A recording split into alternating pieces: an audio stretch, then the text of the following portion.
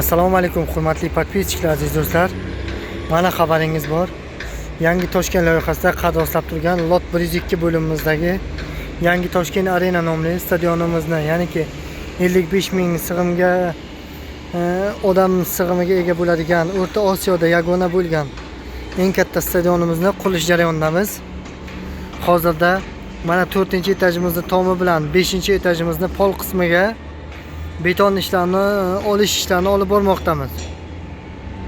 Va bu yerda kirish qismlari degan yerlarda, ya'niki mana xuddi mana shunday zinapoya bo'ladigan yerlarda ustalarimiz qoliplarni, aplavkalarni yopish bilan ovoralar. Nasib qilsa bular yana davom qilgan holatda lestnitsalarimizni betonlarni olishni davom ettiramiz. Keyingi bloklarimiz, yangi boshlagan bloklarimizda esa 2-etajgacha to'shamalari, ya'ni 2-etajimizni pol qismini olish ishlari davom etadi, nasib qilsa. Va bu tomonda kolonnalari, armaturalarini to'qishlari olib borilmoqda. Bu tomonda yangi bo'lib turgan korpusimizda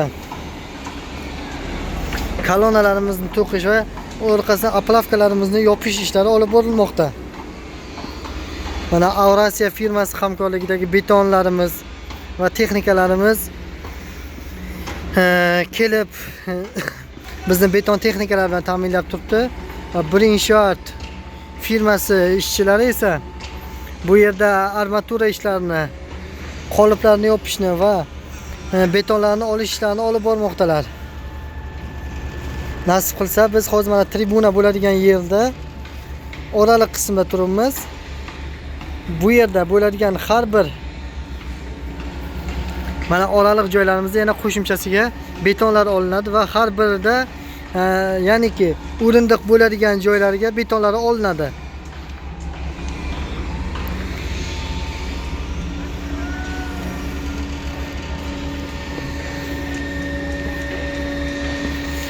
Bu yerda esa ya'niki birinchi qavatimizda maxsus tomoshabinlarni himoya qilish uchun maxsus devorlarimiz, mana 1 metr balandlikdagi devorlarimiz qurilish ishlari boshlandi.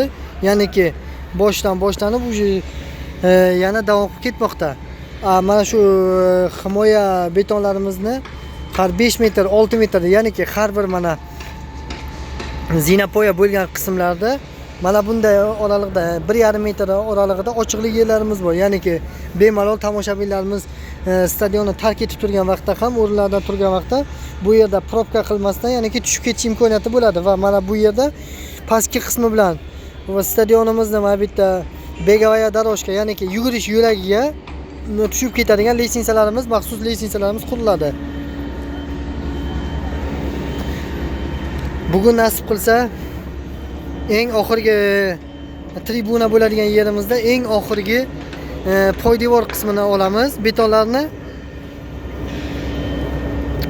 Bizda mana shu qismi, juda kichkina qismi qolgan.